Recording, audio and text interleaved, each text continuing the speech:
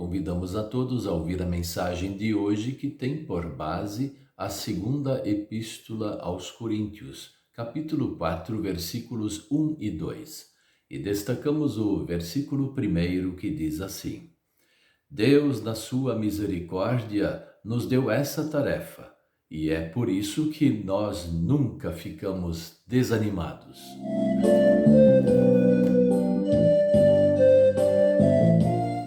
O tema de hoje é a tarefa de anunciar o Evangelho.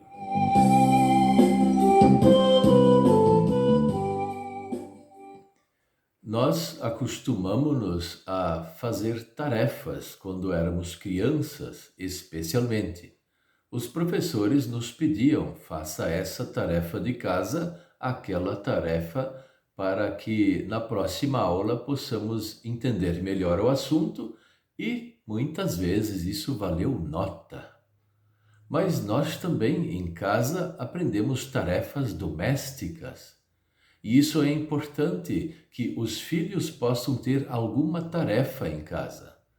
Filhos precisam aprender a ter responsabilidades, terem tarefas, porque se eles não têm responsabilidade sobre as coisas e não é feito nenhuma requisição de tarefa aos filhos quando ainda são menores, eles não aprendem a ter a responsabilidade e também não aprendem a fazer as coisas. Hoje em dia se obriga os pais a fazerem as coisas sozinhos e os filhos não podem fazer nada. Estão proibidos por leis governamentais que não podem fazer absolutamente nada se não tem até a pendência na lei, na justiça. É claro que no passado também houve muitos exageros e até os dias de hoje, pais que exploram os filhos e exigem que os filhos façam algo totalmente desumanos. Mas pequenas tarefas são necessárias. Isso não é uma brincadeira de levar ao filho uma tarefa aqui e outra lá para ele se ocupar todo dia e não ficar pensando bobagem. Não, isso é ensinar para a vida. Os filhos precisam ser ensinados da melhor forma. E assim os pais começam desde cedo a colocar pequenas tarefas e eles precisam se desenvolver desta forma, porque a vida de adulto é assim, ela não é diferente. Então os professores exigem tarefas, os pais querem que os filhos façam algo e isso só favorece para um crescimento de um bom cidadão e é o que mais nós precisamos. O apóstolo Paulo, ele também falou que ele tem uma tarefa e Deus deu essa tarefa para ele. E essa tarefa não era uma brincadeira, porque os outros apóstolos também receberam a mesma tarefa e os pastores que vieram na sequência também receberam a mesma tarefa. Ou então dá para se dizer assim também que todos os cristãos receberam a mesma tarefa. A tarefa de levar o Evangelho aos corações das pessoas, levar o Evangelho para o mundo. E aí é preciso que o Evangelho seja pregado da melhor forma, não inventar mentiras na pregação, não inventar modas ou certos caprichos para que o povo fique então impressionado, fazer curas e milagres exatamente da mentira, para que todo mundo volte e aí comece a se criar uma congregação em cima da própria mentira. O apóstolo Paulo, ele deixa bem claro, nós não fazemos assim. Nós temos a tarefa de pregar o Evangelho de Cristo.